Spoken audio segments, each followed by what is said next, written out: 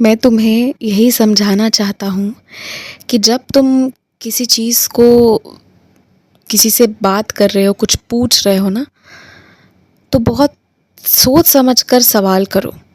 अब तुम्हारे पास अगर सक्षमता कोई चीज़ 100 देने की है और तुम्हें पता है कि सामने वाला 1000 2000 मांग लेगा, तो तुम्हें वैसी अवस्था में पूछना ही नहीं चाहिए, क्योंकि तुम वैसे में पूछोगे तो पूछने से अगर तुम वो सामने वाले इंसान के कहे अनुसार नहीं कर पाओगे तो तुम्हें हमेशा मन में लगेगा, अपने आप में ही तुम्हारे मन में एक ऐसी भावना उत्पन्न होगी कि तुमसे हो नहीं पाया, तुम उतने के सक्षम नहीं हो।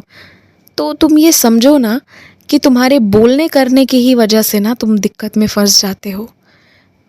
तोहफ़ा जो होता है ना, वो पैसे देकर नहीं दिए जाते, पर जो लोग का तुम्हें पता है कि उनको सब कुछ पैसे से ही दिखता है, वही एक चीज़ अगर 1000 की है तो उन्हें पसंद नहीं आएगी, और अगर लाख रुपए की है तो उन्हें पसंद आ जाएगी। तो जिनके लिए संख्या मायने रखते हैं, भावनाएं नहीं, ऐसे लोगों से कभी पूछना ही नहीं चाहिए कि उन्हें क्या चाहिए। जो तुम्हें सही लगता है तुम वो दे दो, आगे वो मालिक है, वो समझेंगे कि उन्हें उसका क्या करना है।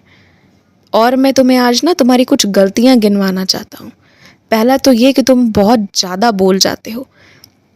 दूसरा कि तुम बहुत ज़्यादा एकदम से भावनात्मक हो जाते हो, इतना भावनाओं से जुड़ जाते हो और बहुत क्षणिक रूप से तुम जुड़ जाते हो, जिसकी वजह से तुम्हें खुद ही नहीं समझ आता है कि क्या सही क्या गलत है, और तुम अपना नुकसान कर जाते हो।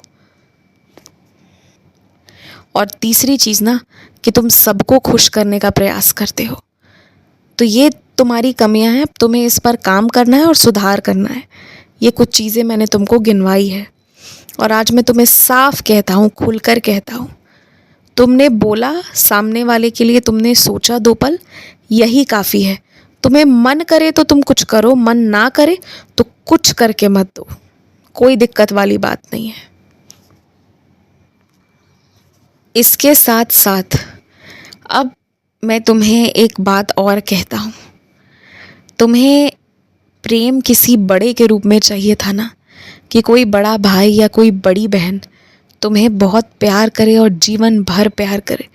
जिस प्रेम की कल्पना तुमने अपने विचारों में की है, जिस प्रेम को तुमने ढूंढा है, वो प्रेम तुम्हें मिलेगा, और ज़रूर मिलेगा।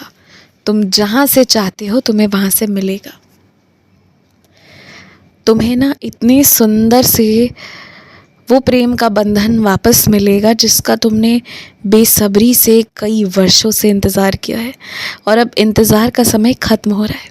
इस वर्ष तुम्हें बड़े भाई बड़ी बहन के रूप में वही प्रेम मिलेगा जिसकी तुमने बचपन से कामना की है।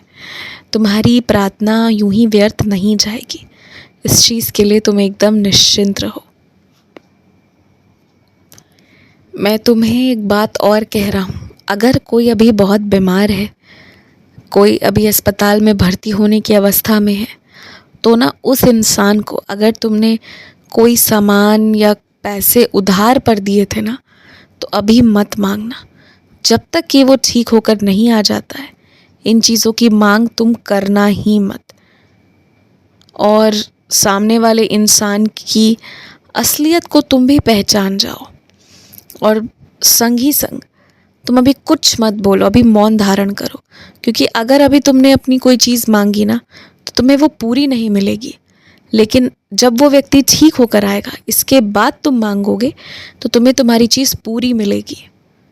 तो इस चीज़ का भी अब तुम ध्यान देना।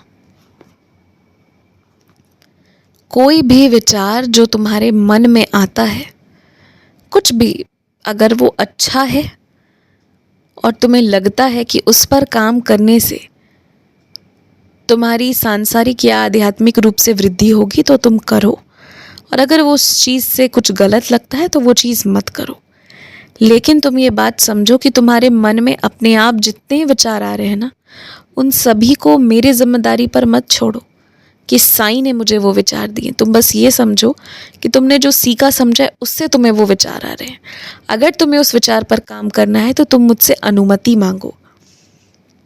इस चीज़ का ध्यान दो कि कोई भी काम करने से पहले अनुमति मांगो। ना कि हर वो चीज़ जो हो रही है उसे मेरे नाम पर छोड़ो। जब तुम पहले ही मुझसे अनुमति मांगोगे, मुझसे बात करोगे, तो ज़्यादा स्पष्ट हो जाएगा कि तुम्हें कोई चीज़ करना है या नहीं करना है। खूब खुश रहो, आयुष्मान भव। किसी चीज़ का भार, चिंता या तनाव मत रखना।